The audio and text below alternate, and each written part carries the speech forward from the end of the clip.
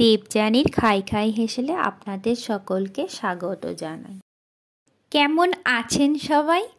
আজ আমি আপনাদের জন্য একদম জলখাবারের রেসিপি ওটসের খিচুড়ি নিয়ে চলে এসেছি। আমি প্রথমে কি করব, 1.5 বাটি ওটস, এই বাটির 1 বাটির মাপ আর এই বাটিরই হাফ বাটির মাপের ওটসকে একটু খোলা কড়াইতে নাড়াচাড়া করে নেব।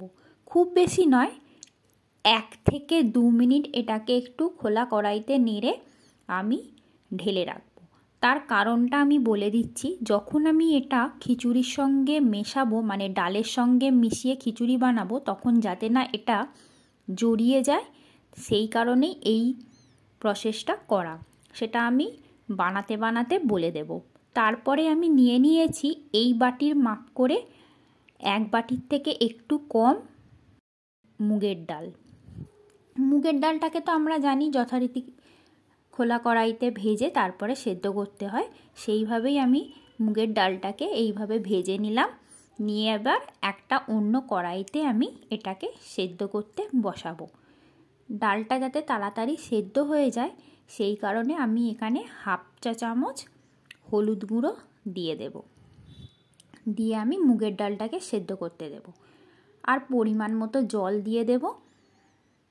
জলটা আপনারা আপনাদের পরিমাণ বুঝেই দেবেন, যে যতটা পরিমাণ খিচুড়ি বানাতে চাইছেন সেই অনুযায়ী ডাল এখানে নেবেন।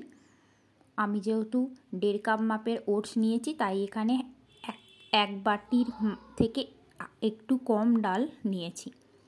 দিয়ে আমি এখানে বসিয়ে দিয়েছি, ডালটা সেদ্ধ হোক। এবার অন্য একটা কড়াইতে আমি তেল দিয়ে কিছু সবজি ভেজে নেব। এই ডালটা হতে হতে আপনাদেরকে একটা কথা মনে করিয়ে দিই, যারা আমার চ্যানেলে নতুন তারা অবশ্যই আমার চ্যানেলটিকে সাবস্ক্রাইব করে রাখুন আর পাশে থাকা বেল আইকনটি প্রেস করে দিন। তাহলে আমি যখনই নতুন ভিডিও আপলোড করব সবার আগে আপনার কাছে নোটিফিকেশানটি পৌঁছে যাবে আর আপনিও দেখতে পারবেন আমার চ্যানেলের নতুন নতুন রান্নাগুলি। আমি কড়াইতে 2 টেবিল চামচ সর্ষের তেল দিয়ে দিলাম। আর এখানে কিছু সবজি রেখেছি, গাজর, বিনস আর এরকম ছোট ছোট করে আলু। প্রথমেই আমি বিনসটা দেব, যেহেতু বিনসটা সেদ্ধ হতে একটু টাইম লাগে। তারপরে আমি দিয়ে দেব গাজর আর আলু। তেলটা আমার গরম হয়ে গেছে, আমি বিনসটা দিয়ে দিলাম। এবারে আমি বিনসটা একটু নাড়াচাড়া হলেই, খুব পাতলা পাতলা করেই কেটে নিয়েছি দেখতেই পাচ্ছেন, আর এরপরে দিয়ে দেব গাজর। এখানে আমি 3টে সবজি ব্যবহার করেছি, চাইলে আপনারা আপনাদের ইচ্ছে মতো যে কোনো সবজি এখানে ব্যবহার করতে পারে, সেটা আপনাদের চয়েস।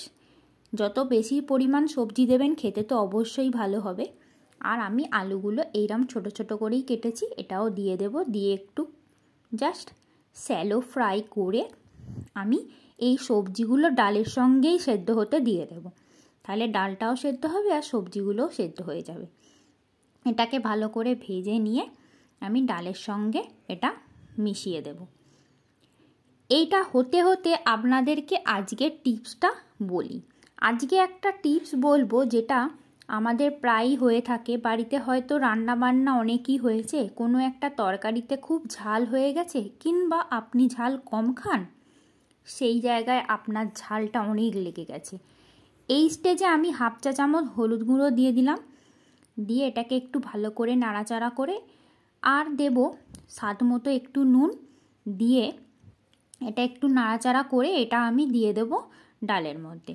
তো যেটা বলছিলাম, বাড়িতে হয়তো ঝাল আপনি কম খান, কিন্তু কোনো তরকারিতে ঝাল একটু বেশি হয়ে যাওয়াতে আপনার প্রচণ্ড ঝাল লেগে গেছে, যে ঝালটা আপনি সহ্য করতে পারছেন না। তো আমাদের ফ্রিজে তো দুধ থাকেই, তো সে কি করবেন, যদি দুধটা জাল দেওয়া অবস্থাতেই থাকে তাহলে তো খুবই ভালো হয়। সেই দুধটা বের করে আপনি খেয়ে নিন, দেখবেন একদম ঝাল থেকে মুক্তি পেয়ে গেছেন। এটাই ছিল আজকের টিপস। একদিকে ডাল আর একদিকে সবজিটা ভাজা হচ্ছিল, আমি সবজিটা ডালের মধ্যে মিশিয়ে দিচ্ছি। ডালও সেদ্ধ হবে, সবজিটাও সেদ্ধ হয়ে যাবে খুব সুন্দরভাবে। এইবার ডাল আর সবজি সেদ্ধ হোক, তারপর এটা সেদ্ধ হয়ে গেলেই আমার কিন্তু একদম আর বেশিক্ষণ টাইম লাগবে না, ওটসটা মিশিয়ে দিলেই আমার কিন্তু ওটস হয়ে যাবে, কারণ ওটস সেদ্ধ হতে খুব একটা টাইম লাগে না। ডালটা সেদ্ধ হতে মোটামুটি 20 থেকে 25 মিনিট টাইম লাগে। আমার অলরেডি ডাল সেদ্ধ হয়ে গেছে, দেখতেই পাচ্ছেন। সবজিগুলো খুব সুন্দরভাবে সেদ্ধ হয়ে গেছে। এইবার আমি এটাকে সরিয়ে নিয়ে এবার আমি একটা কড়াইয়ের মধ্যে 1 টেবিল চামচ সর্ষের তেল দেব, দিয়ে ওতে আমি দিয়ে দেব 1 চা চামচ গোটা জিরে ফোড়নে। আর এখানে আমি কোনো শুকনো লঙ্কা ব্যবহার করছি না। যদি আপনারা চান তাহলে এই স্টেজে যখনই আপনারা গোটা জিরে দিচ্ছেন তখন আপনারা শুকনো লঙ্কা ছিঁড়ে দিয়ে দেবেন। আর চাইলে তেজপাতাও দিতে পারেন, আমি এখানে দিইনি। তবে শুকনো লঙ্কার ব্যবহারটা আপনারা অবশ্যই করতে পারেন, কারণ কি আপনারা যদি ঝাল পছন্দ করেন অবশ্যই আপনারা ঝালটা দেবেন। কারণ আমার বাড়িতে বাচ্চা থাকায় আমি এখানে ঝালটা স্কিপ করেছি। আপনারা কিন্তু চাইলে ঝাল দেবেনই দেবেন। আমার হয়েও গেছে, আমি কিন্তু এইবার আমি দিয়ে দিচ্ছি ওই ডালটা যে সেদ্ধ হয়েছিল সেটা কড়াইতে আমি দিয়ে দিলাম। দিয়ে এবার এটাকে ভালো করে ফুটতে দিতে হবে। এতটাও হয়তো জল থাকবে না, জলের পরিমাণটা হয়তো আমার একটু বেশিই হয়ে গেছে, কিন্তু ওটস কিন্তু জল খুব তাড়াতাড়ি টেনে নেয়, কারণ ওটসটা যেই আমি দেবো এটা কিন্তু সঙ্গে সঙ্গে ঠিক হয়ে যাবে। এবার আমার মনে হচ্ছে একটু নুন লাগবে, সেই জন্য আমি নুন এখানে অ্যাড করলাম। আপনারা চাইলে আপনাদের স্বাদ অনুযায়ী দিয়ে দেবেন। আমি ওটসটাও এখানে মিশিয়ে দিলাম। ওটসটা দেওয়ার সাথে সাথে এটাকে খুব ভালো করে হালকা হাতে মিশিয়ে দিতে হবে।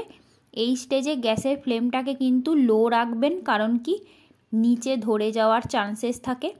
তো ভালো করে ওটসটা মিশিয়ে দিয়ে আমি গ্যাস কিন্তু বন্ধ করে দেবো, ওপর থেকে ঘি ছড়িয়ে। দেখতেই পাচ্ছেন ওটসটা যেই মেশালাম আস্তে আস্তে কিন্তু এটা খুব ঘনই হয়ে যাচ্ছে, কারণ ওটস কিন্তু খুব জলটাকে খুব টেনে নেয় আর জিনিসটা কিন্তু খুব তাড়াতাড়ি বসে যায়। আর ওপর থেকে আমি ঘি ছড়িয়ে দিচ্ছি 2 টেবিল চামচ এখানে আমি ঘি দিয়ে দিলাম। দিয়ে এবার আমি গ্যাসটাকে বন্ধ করে দেবো। আমার কিন্তু একদম রেডি ওটসের খিচুড়ি। তাহলে রেডি হয়ে গেল আমার ওটসের খিচুড়ি। দেখে তো খুব সুন্দর লাগছে, ওয়াও দারুণ হয়েছে, খেতেও হবে খুব সুন্দর। আপনারা বুঝতেই পাচ্ছেন। অবশ্যই আপনাদেরকে বানানোর অনুরোধ রইল, বানান, খান আর আমাকে জানান কেমন হলো এই রেসিপিটা। সকালের জলখাবারে একদম জমে যাবে, বাচ্চাদের জন্য তো বটেই, বড়দের জন্য খুব ভালো আর সুস্বাস্থ্যকর। অবশ্যই আপনারা বানান। আর ভালো ভালো রেসিপি জানতে অবশ্যই চোখ রাখুন দেবযানীর খাই খাই হেসেলে। Thank you.